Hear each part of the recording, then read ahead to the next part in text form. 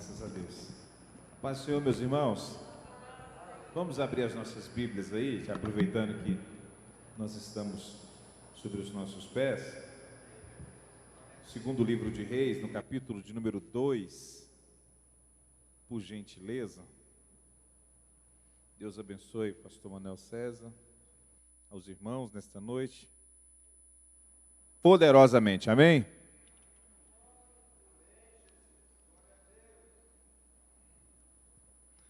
Segundo livro de Reis, capítulo de número 2, nós vamos ler a partir do versículo 1. Quantos já conseguiram localizar, diga amém. Quem ainda não achou, acompanha aí pelo telão. Fala sobre Elias é elevado aos céus. Aleluia.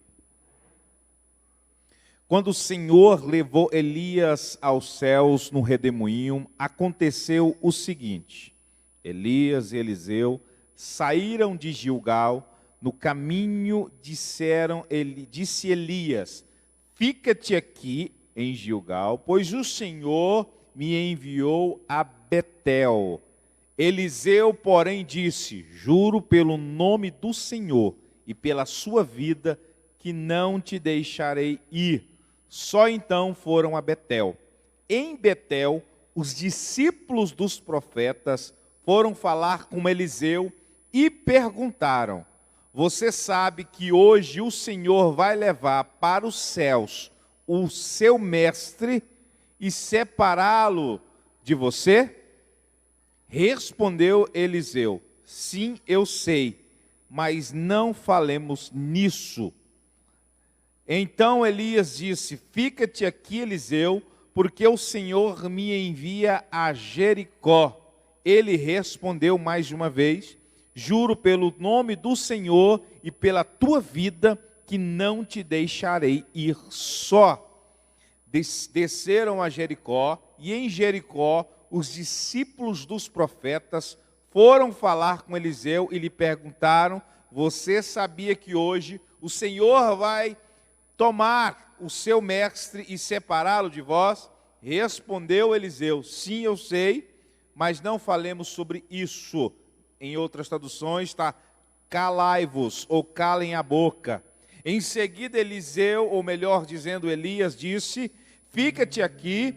E ele respondeu: não deixarei. Fica-te aqui porque eu preciso ir até o Jordão. E ele diz mais uma vez: não te deixarei. Juro em nome do Senhor e pela tua vida que não te deixarei ir. Então partiram, levando junto 50 discípulos dos profetas, acompanhando, e ficaram olhando à distância. Elias e Eliseu parou à margem do Jordão, bateu as águas se dividiram e os dois atravessaram em chão seco. Depois de atravessar, Elias disse a Eliseu: o que posso eu fazer em seu favor antes de ser levado longe de você? E respondeu Eliseu: faz de mim o principal herdeiro do espírito profético. Disse Elias: se me pedistes, é difícil, dura coisa é o que me pediu. Se você me vir, em todavia, ao ser separado de você, terá o que você pediu. Ao contrário disso, não será atendido. E de repente, caminhões, ou melhor, carros de fogo, começaram a aparecer e cercaram Elias. E assim o separou em um redemoinho.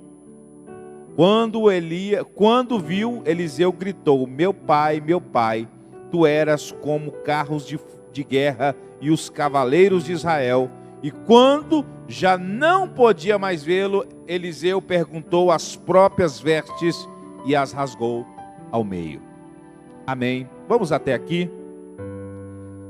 Já oramos, eu quero que você se sente, por gentileza. Não vamos desprezar a oração feita. E eu tenho uma palavra nessa noite para você que veio, um tanto quanto profética para as nossas vidas nos dias atuais. Palavra essa, mais uma vez, dada num livro pedagógico, um livro de um contexto histórico. A história vai se dividir por profetas grandes e por pequenos profetas. Se eu pudesse qualificar o Elias, seria o maior de todos os profetas. Se a gente pudesse dar uma qualidade com um nome só para Elias, seria desafio. Elias desafiou reis, exércitos, a lei da natureza. Elias desafiou a própria morte, sendo um dos únicos na terra, junto com Enoque, que não a conheceram. Partiu direto, porque Deus olhou embaixo e disse: é isso que eu quero na vida de um homem, e tomou ele para si. Elias é o pai dos profetas. Havia aqui um momento principal e crucial da divisão da história entre Elias e Eliseu.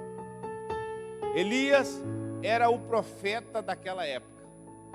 Não tinha ninguém tão conhecido, tamanha era o conhecimento de Elias.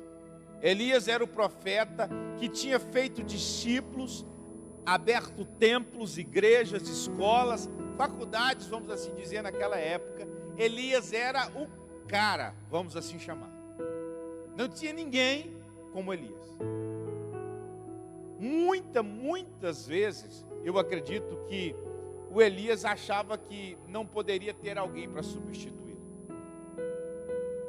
Porque houve momentos na história em que a dubiedade do pensamento de Elias era de fracasso.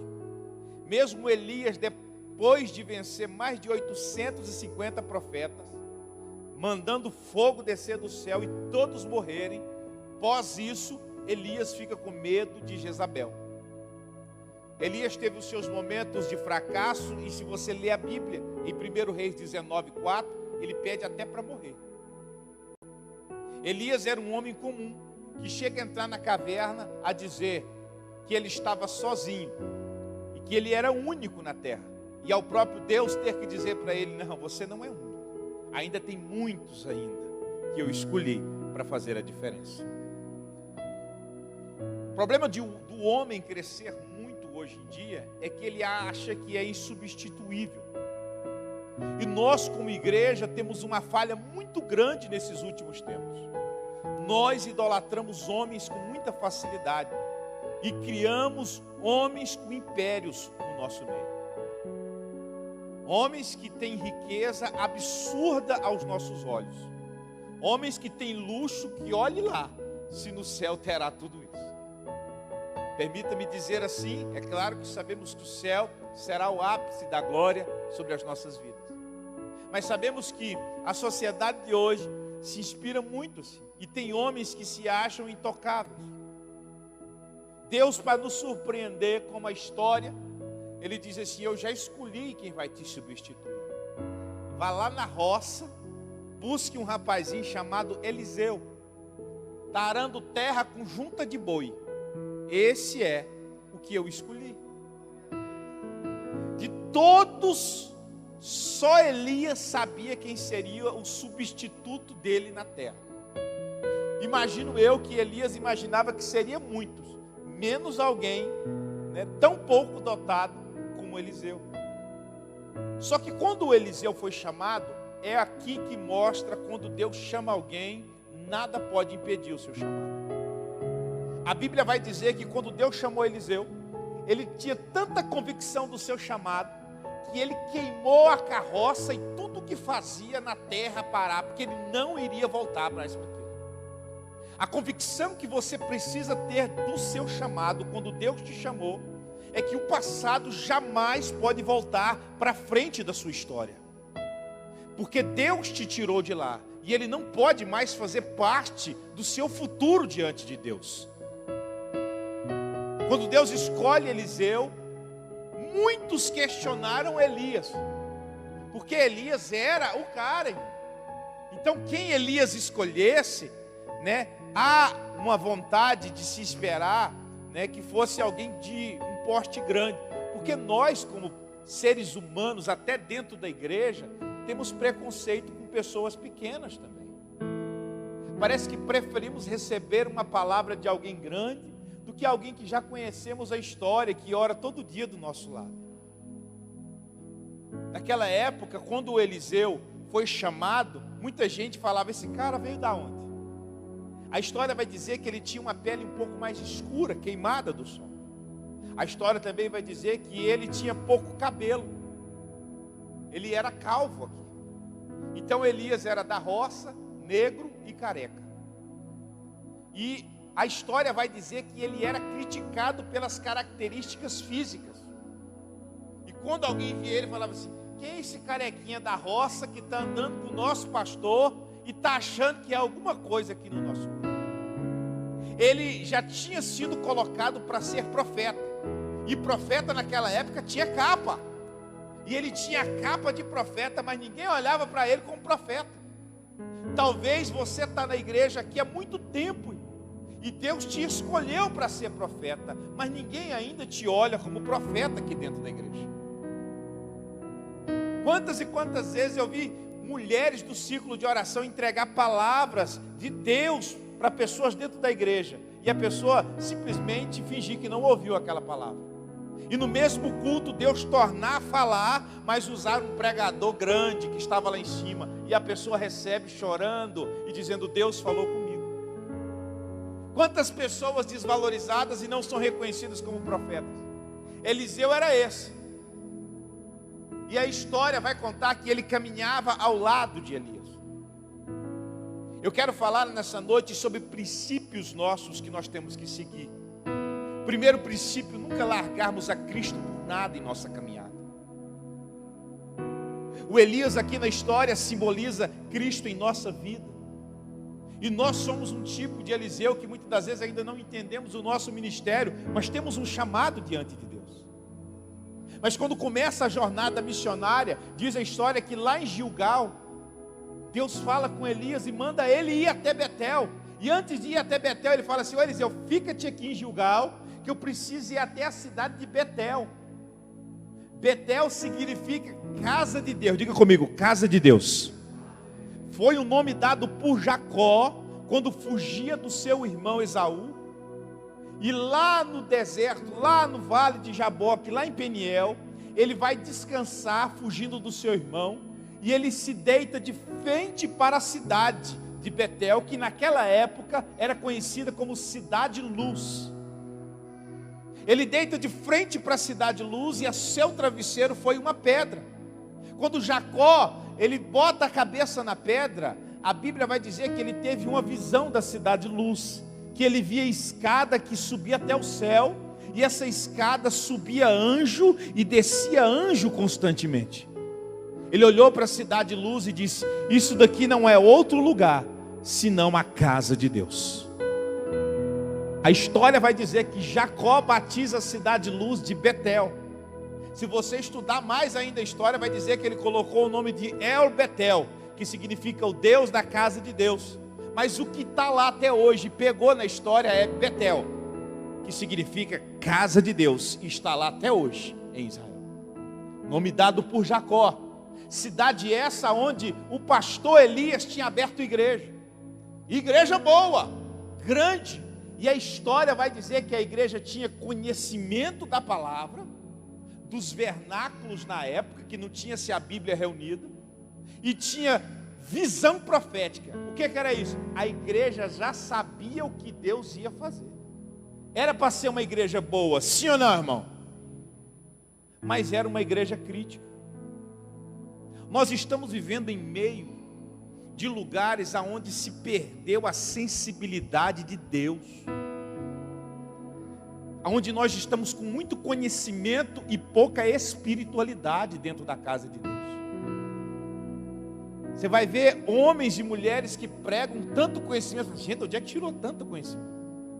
Mas estão secos da presença do Espírito Santo de Deus, se tornando um povo crítico. Naquela época já se tinha gente assim. Quando o Elias e o Eliseu chegaram em Betel, na igreja onde o Elias era o pastor, a história vai dizer que o povo recebeu ele, e os profetas receberam criticando o Eliseu, e dizendo assim, Deus não deve te usar como nos usa aqui, Eliseu. Então nós vamos te falar o que Deus vai fazer na vida do nosso pastor. Ele vai tomar ele e arrebatá-lo ainda hoje. Você não deve saber, porque você é um carequinha que veio da roça. E ele fala assim: cala a boca, Deus fala comigo também.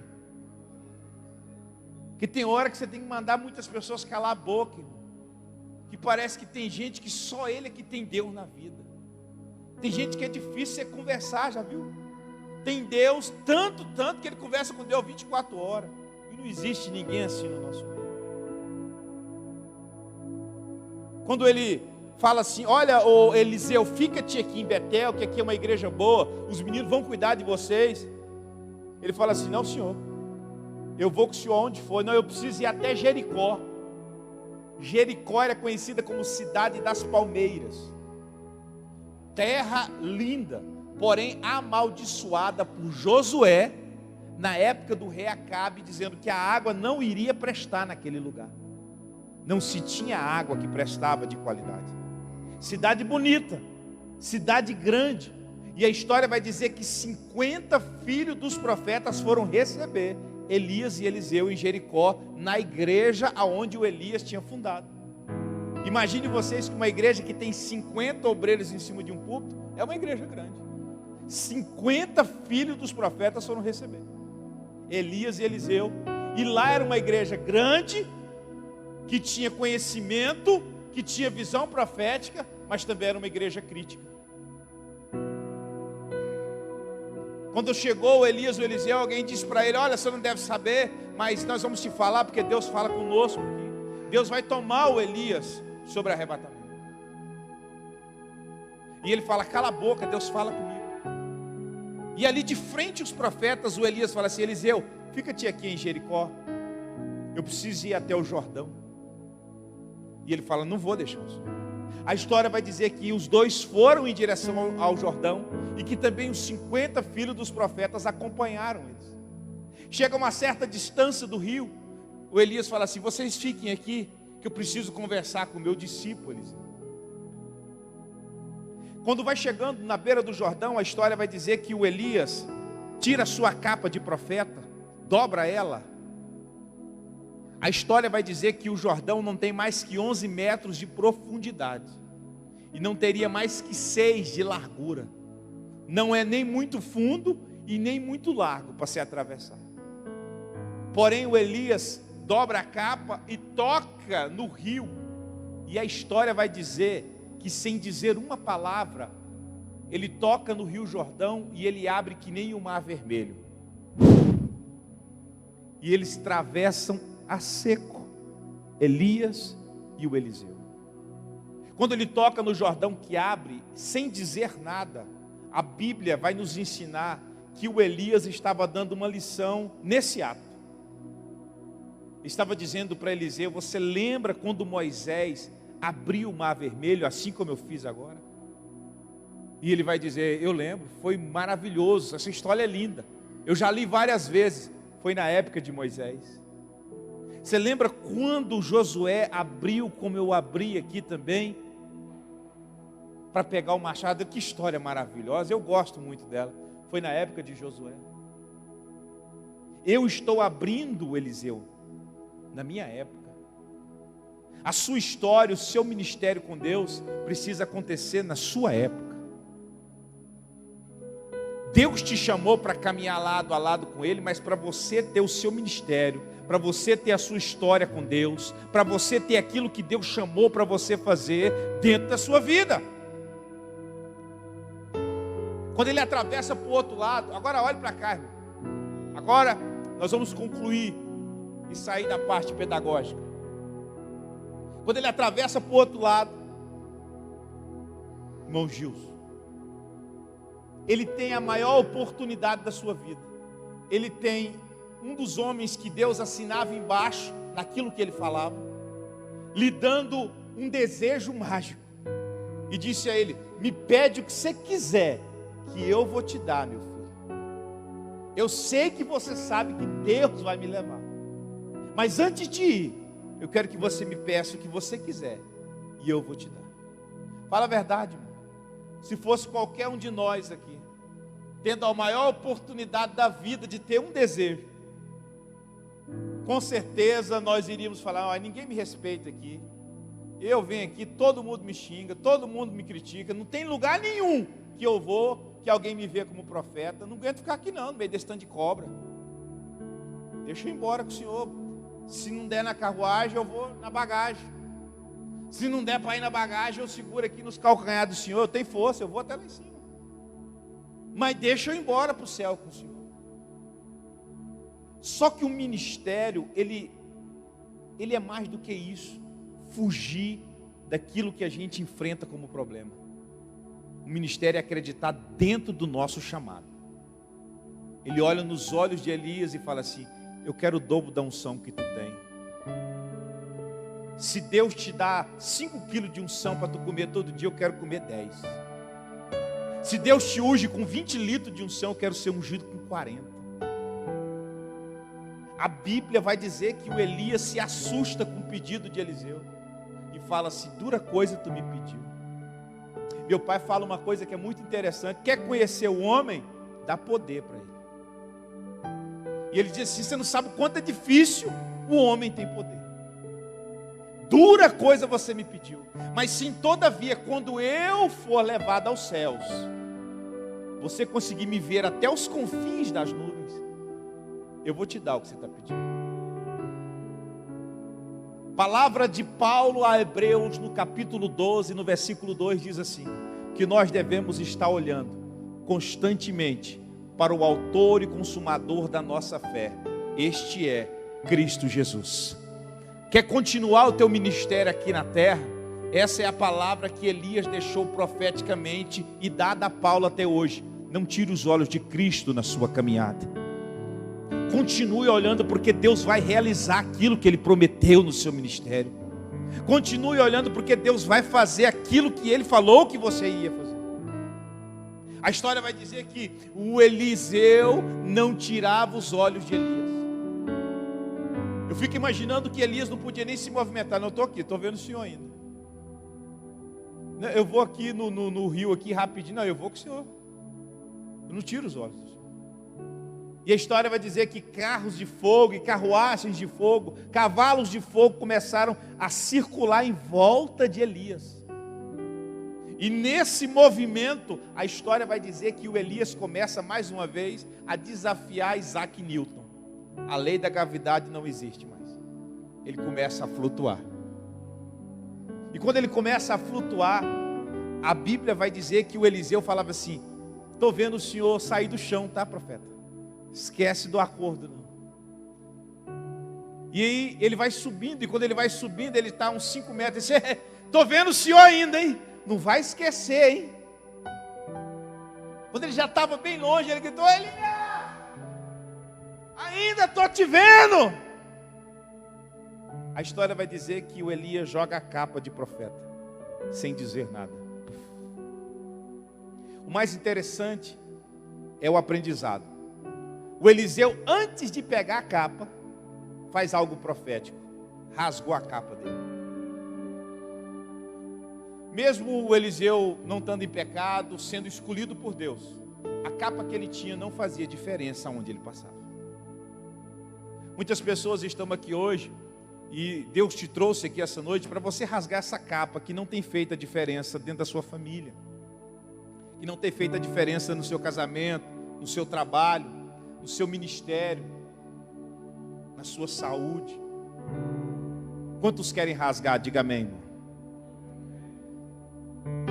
Antes de pegar a capa, ele rasgou. O problema de muita gente é que quer pegar a capa, mas continuar com a capa velha, que não fez diferença.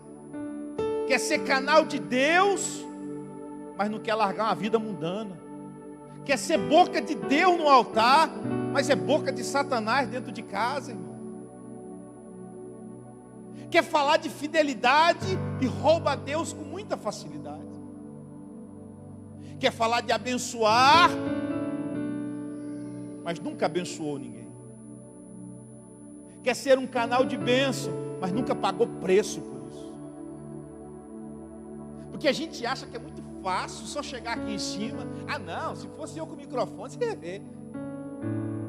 Quando eu era jovem, que eu vi o pastor Gilmar Santos pregar, o senhor lembra daquela época? Muito mais do que eu, pastor César. ele soltava o microfone, fazia assim e a igreja explodia. Não era assim? Naquela época, pá, soltava o microfone e a igreja, pá, ele não falava nada, ele só levantava a mão, chamava, fazia assim, chamava. E a igreja, pá! Primeira vez que eu fui pregar. Falei, vou fazer igual o Gilmar Santos. Soltei o microfone e comecei a fazer assim. Fiquei sozinho, o povo ficou tudo. Cada um tem o seu chamado. Cada um tem um ministério que Deus deu, irmão. Deus te chamou para fazer a diferença do seu jeito. Deus te chamou para você mudar a história. É você que vai mudar a história da sua casa, da sua família. Quando ele pegou a capa de Elias, aqui é um aprendizado muito grande para nós, irmão. Muita gente quer crescer no meio da igreja e quer ver quem está na frente cair, ser destruído. O ensinamento de Eliseu é que para ele crescer, ele viu primeiro o pastor dele, o mestre dele, subir. E um ministério bem sucedido é esse, irmão. Você não precisa ninguém ser destruído para você crescer. Veja primeiro as pessoas que te ajudaram a subir, a crescer, para depois a sua vez chegar na sua vida. Quando o Eliseu viu que o Elias já tinha ido, ele coloca a capa e ele se sente profeta. A Bíblia vai dizer que ele chega na borda do Jordão, tira a capa, dobra como Elias fez, e ele grita: aonde está o Deus de Elias? Fere as águas, e o Jordão abre que nem o mar vermelho para ele passar. Primeiro milagre na vida de Eliseu. Sabe o que é bom de quando Deus nos transforma? As mesmas pessoas que criticam você, que não acreditam em você, são as mesmas pessoas que vão pedir para você orar e abençoar a vida delas. Quando ele atravessou para o outro lado, os 50 filhos dos profetas ainda estavam lá. Alguém de longe grita: rapaz, a carequinha é de Eliseu, mas a unção parece a de Elias. Aí outro grita: não, a unção ainda é maior do que a de Elias. E aí quando ele vai chegando perto, ele fala assim: é muito maior do que a de Elias. E eles se ajoelham diante de Eliseu e falam: tu és o profeta escolhido por Deus. Nos abençoa, sara a água da nossa terra e muda a nossa história. A história vai dizer que Deus deu o dobro da unção para Eliseu. Nesse meio período, a história também vai dizer que os egípcios, inventores da matemática e muitas outras coisas, astronomia, astrologia, povo inteligente, começou a querer questionar a Bíblia, que era o único livro que não era questionado. Eles começaram a estudar para achar falhas naquilo que os profetas tinham escrito. Um egípcio disse: eu achei a primeira falha, porque o Elias, ele fez 50 milagres, mas o Eliseu só fez 99, não deu o dobro da unção. E o homem já morreu. Achamos o primeiro erro aqui na história. Está faltando um milagre para ser o dobro da unção. Nesse tempo acontece uma guerra. Morre-se um capitão, soldados vêm no cortejo e dizem aqui: olha, vamos enterrar o nosso capitão aqui. Aqui foi enterrado grandes homens. O profeta Eliseu foi enterrado nesta cova. Os ossos deles estão aqui. Vamos jogar esse soldado, o capitão aqui, e deixar ele descansar junto com o profeta Eliseu. A história vai dizer que quando o soldado é jogado no buraco, aonde o Eliseu foi sepultado e os ossos ali estavam, que ele toca nos ossos de Eliseu, a história vai dizer que o soldado torna a viver e o dobro da unção aconteceu sobre a vida de Eliseu. Deus só nos ensina algo mágico aqui. Não importa a situação que você esteja, não importa as condições que você esteja, Deus prometeu, Ele vai fazer sobre a sua vida. Fique de pé comigo. Eu sinto a graça do Espírito Santo de Deus aqui esta noite. Lamaine Roussiakiai. Quero convidar você nesta noite de hoje a pegar essa capa aí, que talvez não tenha feito a diferença na sua vida. Você vai rasgar ela junto comigo aí em nome do Senhor Jesus. E Deus vai restituir aquilo que Ele prometeu sobre a sua casa, sobre a sua família, sobre os seus negócios, sobre o seu ministério. Porque Deus tem uma promessa garantida na sua vida. Quantos querem pegar esta capa e jogar ao chão? Levante aí a sua mão. Levante aí a sua mão. Espírito Santo, nós estamos aqui para ser renovados nesta noite de hoje. Queremos rasgar esta capa que não tem feito a diferença em nossa vida, em nosso ministério. Nós queremos a capa, meu Deus e meu Pai, que vai fazer a diferença em nossa vida a partir de agora. Em nome do Senhor Jesus, troca tudo que tira o ministério de bonança sobre a minha vida, sobre a minha família, sobre os nossos negócios, e nos abençoa esta noite. 1, Deus está renovando as suas forças. 2, se prepare para receber a graça dele aí agora. 3, toma posse em nome do Senhor Jesus de Nazaré. Aramai kousiantomanai, diviando nicasso. Espírito Santo, blinda esses que estão aqui com a saúde, blinda os nossos familiares em meio a esta pandemia mundial. Nos guarda na tua presença, nos renova, nos traz a alegria de estar na tua casa, de falarmos em línguas, de chorarmos e de estarmos diante da tua presença. É o que nós pedimos esta noite em nome do Senhor Jesus. Vê um dó aí para ver se a gente consegue junto. Cadê? Levante sua mão, fale com Deus. Deixa Deus falar contigo. Já vou entregar o microfone ao nosso pastor. Aleluia. Nunca houve noite que eu pudesse impedir o nascer do sol e a esperança, e não há problemas que possam impedir as mãos de Jesus para me ajudar.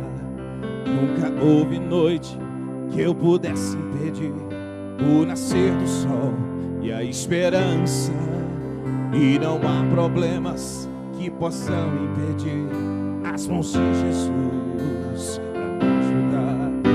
Haverá um milagre dentro de mim, vem descendo o rio para me dar a vida, e esse rio que emana lá da cruz. Diga mais uma vez. Haverá um milagre dentro de mim, vem descendo o rio para me dar a vida, e esse rio que emana lá da cruz, ao lado de Jesus. Escute isso. Aquilo que parecia impossível, aquilo que parecia não ter saído, declare pra Ele. Aquilo que parecia ser minha morte, mas Jesus mudou. Por isso sou um milagre e estou aqui. Mais uma vez na cada lugar você declara. E aquilo que parecia, Jesus está sarando pessoas esta noite. Aquilo que parecia não ter saída, declare. Aquilo que parecia ser minha morte, mas Jesus mudou. Sou um milagre e estou aqui. Levante suas mãos e diga para Ele: Senhor, esta noite, usa-me. Sou teu milagre. Declare: usa-me. Eu quero te servir. Quando eu sou a imagem, diga a Ele: usa-me. Sou a tua imagem, sim, Deus. Usa-me, ó Filho de Davi. Você pode dizer para Ele: aquilo que impossível, movendo. Tome posse essa noite. E aquilo que parecia, Deus está restaurando casamentos esta noite. Deus está restaurando ministérios esta noite. Deus está trazendo saúde para você. Deus está fortalecendo você. Isso é um milagre. Oh, aleluia. Quantos podem glorificar, adorar e aplaudir a Jesus nesta noite? Façam isso, por favor. Tome seu assento, meu irmão, minha irmã. Quero aqui agradecer ao meu pastor pela honra de ministrar. Espero mesmo que a palavra tenha falado ao seu coração. Amém, irmãos? Deus tenha falado ao seu coração. Deus é lindo. Eu hoje vim pensando quanto Deus é lindo. Parece que o diabo ele faz de tudo para você murmurar. De tudo. Anteontem falei para minha esposa assim: está tudo maravilha, graças a Deus. Deus está encaixando as coisas, está dando tudo certo. Chega uma mensagem do meu celular, eu vou lá e clico, tum, o celular apaga, tum. Ligo o celular. Quando ligo, não tenho mais acesso ao WhatsApp. Fiquei pensando que poderia ser alguma coisa. Rapaz, o senhor que eu presto serviço para ele, do meu lado. Você está falando oi para mim aqui no WhatsApp? Você está aqui? Foi nem eu não. Ele está falando oi, está pedindo dinheiro emprestado ainda. Foi nem eu não. Não é mesmo. Se tivesse pedido, eu ia pedir aqui na cara do senhor. E aí ele foi dando corda. E aí caímos num golpe. Clonou. Roubou o WhatsApp. Incomodou muita gente, amigo nosso. E eu até falei para minha esposa: é até bom, porque quando for pedir dinheiro, agora a gente sabe para quem a gente vai pedir. Que foi gente lá em casa para poder abençoar nós. Achando que nós estávamos precisando mesmo. Ainda bem que foi lá em casa, não depositou, porque teve gente que acabou depositando, pagando. E aí acabamos tendo uma dívida sem fazer. Já viu essa, pastor? Aí eu falei: Senhor, eu não estou te pedindo paciência, mas me ajuda a passar por isso aí. Não vou reclamar, não vou murmurar, né? E aí, no mesmo dia, saiu a nossa autorização do conselho, voltando, podendo que nós poderíamos clinicar novamente. Falei: olha, Deus já está. Liguei até para o pastor Manuel, já aluguei uma sala lá no hospital, e a partir de segunda-feira, vamos voltar a atender novamente. Amém, irmãos? Liberou até o doutorado que nós tínhamos feito. Pronto, agora ficou tudo maravilhoso.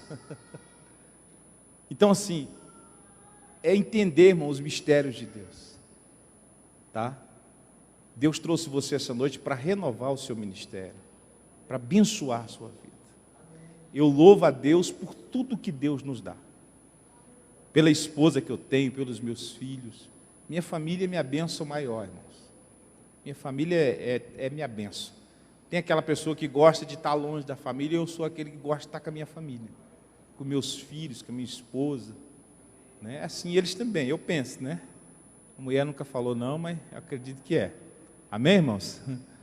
E aqui, irmãos, nós temos alguns livros lá, a gente falou: vamos fazer alguma coisa para juntar, para poder a gente quitar aí algumas coisinhas. Se você sentir no coração de nos ajudar, a gente tem alguns, são só 4 livrozinhos aqui. Um é de 10, os outros são de R$25. Só para nos ajudar, se sentir. Se não, continue orando por nós. Amém? Que Deus abençoe. Às vezes você não tem nem o dinheiro, a gente tem aquelas maquininhas de cartão do consultório ainda, a gente passa também. Ah, pastor, eu quero consultar com o senhor, vamos agendar um horário já, vamos ter um parente lá com depressão, a nossa área é essa, fobia, depressão, tá? Estresse pós-traumático, muita coisa que, né, possa vir para o lado de, né, depressão clínica, tudo é a nossa área para tratamento, amém, irmãos? Tá? Então nós vamos estar ali bem pertinho do shopping, tá no hospital ali, na sala de cima, para atender as pessoas, junto com a moça aqui, com a Tamires, né? Mesmo lugar que a Tamires abriu um espaço lá para mim lá, graças a Deus, né? Em nome de Jesus. Então a gente vai estar atendendo lá também, junto com eles lá. Amém, irmãos? Deus abençoe em nome do Senhor Jesus. Flamboyant. Perto do Flamboyant. Eu não sei como é que é o... Eu tenho um endereço certinho, depois se eu quiser pegar. Fica de frente ao hospital... É, um negócio assim. Aquele bem conhecido ali, tá?